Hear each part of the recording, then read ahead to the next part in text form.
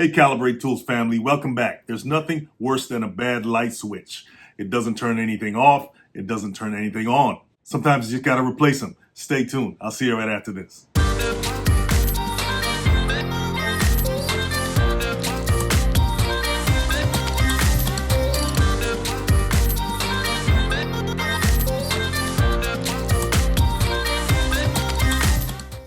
Okay guys, we got a switch right here that seems to be sticking. Now this is an older house, and I don't know if this is the original switch or not. But in any case, you can tell that it's sustained some damage right here. There's a crack here. So it's been around for a minute. Now this switch turns on the light here in the kitchen, but it also turns on the fan there, which extracts any vapors from cooking and so forth. This is the switch for the light. Now this top switch turns the light on and off, but for some reason it also triggers the fan in the off position.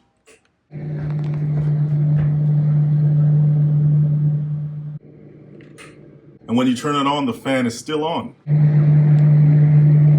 And playing with the switch doesn't do any good because the fan stays on. Now the bottom switch is a dedicated switch for the fan, and just by touching it, the fan went off. Just turn the fan on again. So let's turn the fan off. The fan does not turn off. But if I play with it enough, the fan will turn off, or maybe not. Okay, now it's off. So as you can tell, this is a malfunctioning switch. There is a problem with the switch sticking. Both switches, by the way. Not the fan itself. So we're probably going to need to replace the switch. Now a light switch with two switches on it is called a double light switch or a dual switch or a two-gang switch. And all that means is that you can control two separate fixtures, the light and the fan, from a single location. So when you're doing any kind of electrical work, you want to turn off the power from the fuse panel. So we're going to unscrew this first screw here.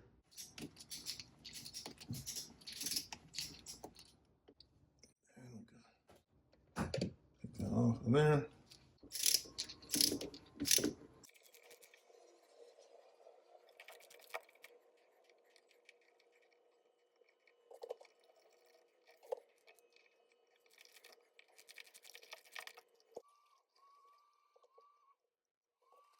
Hi guys, I know sometimes when it comes to those home improvement projects, it can be overwhelming and you just don't know where to start. That's why I'm inviting you to go and grab this simple home improvement planner that'll take all the stress off. It works on any device with a PDF reader. You don't need any special software. You can view it online or offline. You can even print specific pages if you need. And it's so easy to share with contractors or family. You can set and track your total budget. You can break down costs by category. You can record material expenses, track contractor payments, keep digital receipts. You can compare estimated versus actual costs. And the great thing about it is you can monitor your spending in real time. And the best part about it is you can document your whole journey because it allows you to take before and after pictures for each room or area of your home or space. Guys, this is the perfect planner to get started, especially if you're beginning on your DIY journey. You want to start it off right. So go grab the Calibrate Home Improvement Planner. I'll leave the link in the description below. And you guys have a great one.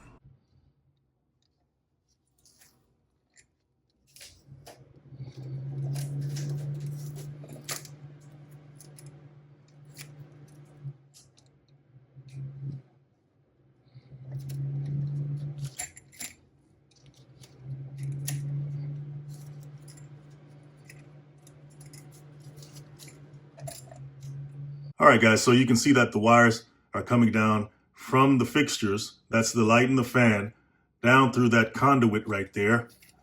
That's the conduit. It's coming down into the switch.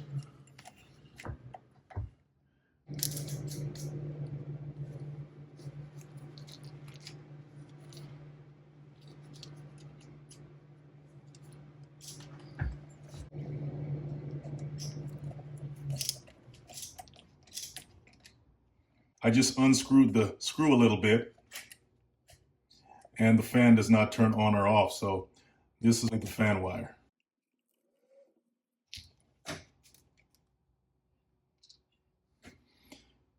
You can tell how old this wire is, guys, because when I unscrewed it, a piece of the wire just broke off. That's how old these wires are. Notice the insulation on it. It's not rubber, it's cloth. So this is a pretty old setup.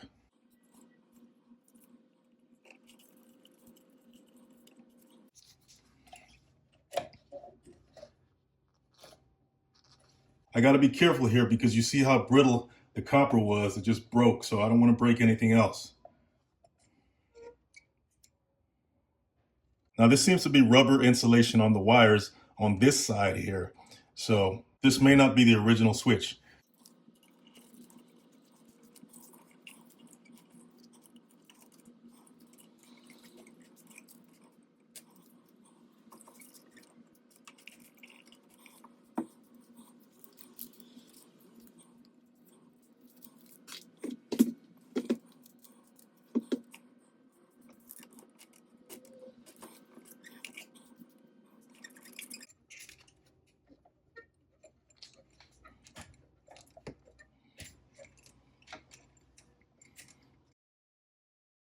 And while you're doing this, guys, you want to make sure that none of these wires contact each other.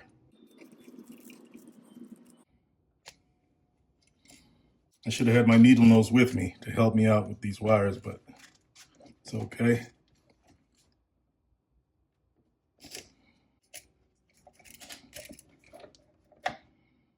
All right, so we got it off.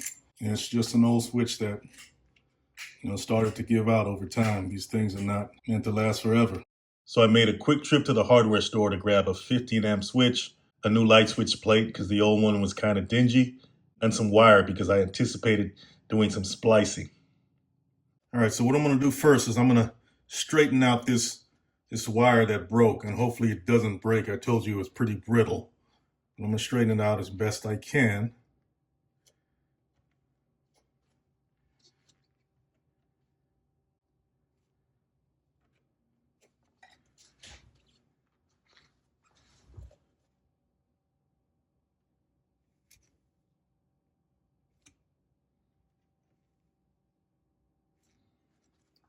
Okay, I straightened it out there because what I'm going to do is I'm going to splice this wire instead of bending it around and risking breaking it again. I'm going to splice it to a new piece of wire. Okay, so now I'm going to take this piece of 14 gauge wire that I got from the hardware store and I'm going to strip it. Now this is solid copper wire. It's not stranded. So when I strip it, I want to take my tool, my crimper stripper, and look for the solid side. Right there it says solid, and on this side it says AWG stranded. So we want to use the numbers on this side because it's the solid side, okay? So this is 14 gauge, so we want to put it in the 14 gauge slot or hole. So we can count down from the top. We got 18, 16, and 14. So that would be the third hole from the top, okay? So we're going to put it in there, right there, and strip it. So let's just say we want to cut our wire about here, right about here. Then we want to take a crimp that's rated for 14 gauge wire. This is rated 14 through 16 gauge. So we're going to put that on the old wire.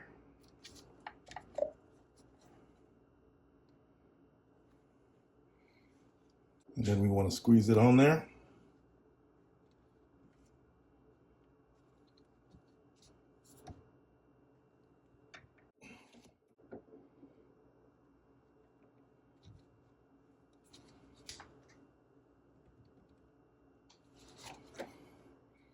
Make sure it's on there.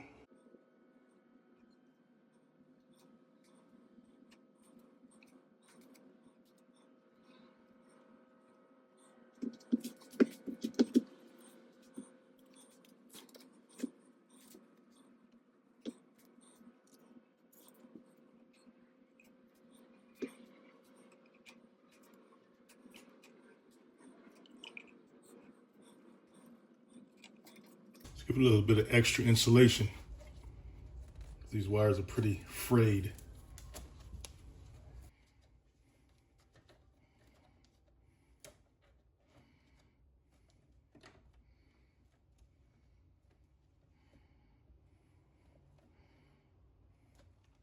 So let's go ahead and Strip off the rest of this insulation because we're not going to need it.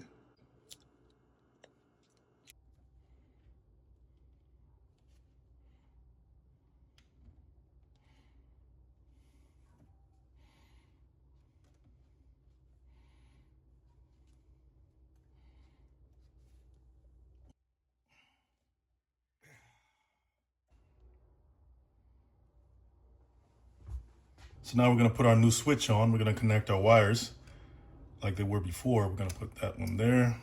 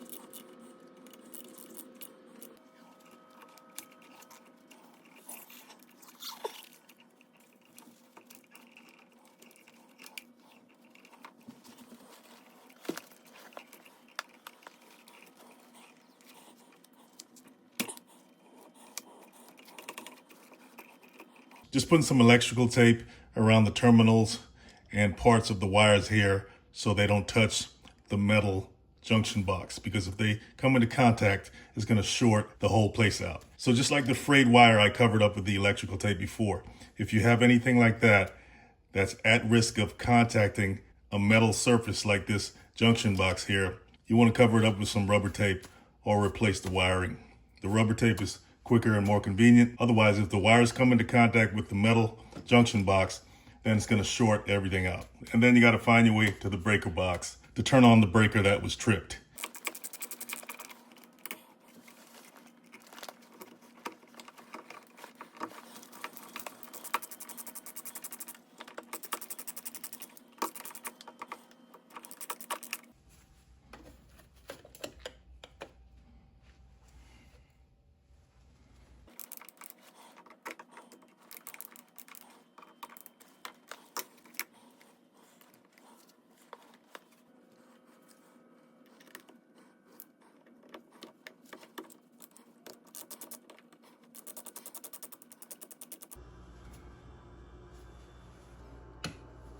The fan is not on, which is good.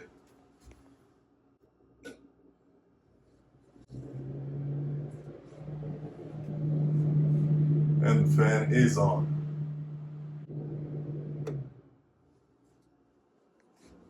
Fan off.